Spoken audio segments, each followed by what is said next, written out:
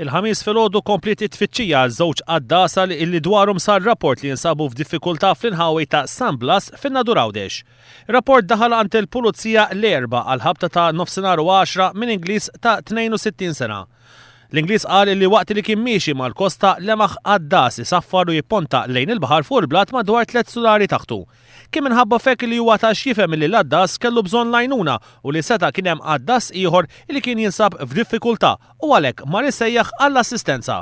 Fuq post intbagħtu żewġ helikopters, wieħed tal-Forzi Armati ta' Malta u ieħor tal-Missjoni Militari Taljana li qed jikkoordinaw il-ħidma ta' salvataġġ flimkien mad-Dipartiment tal-Protezzjoni Ċivili u l-Pulizija. Mill-investigazzjonijiet li l-Pulizija għamlu maċ-ċentri ta' l-qaddasa dawn ikkonfermaw li ma kien hemm l-ebda rapport ta' qaddasa neqsin.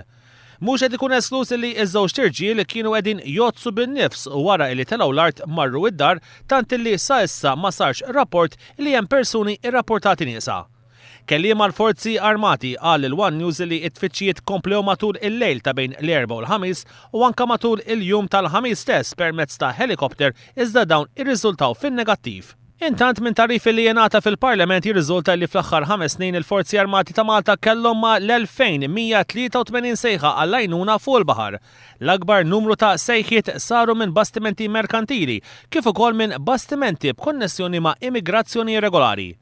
F'dawn il-5 snin il-Forzi Armati kienu msejħa 43 darba sabiex jisalvaw persuni f'diffikultà fil-baħar. Dan it-tarif ingħata mill-Ministru Manuel Mallija għal mistoqsija parlamentari tad-Deputat Laburista Deo De Battista.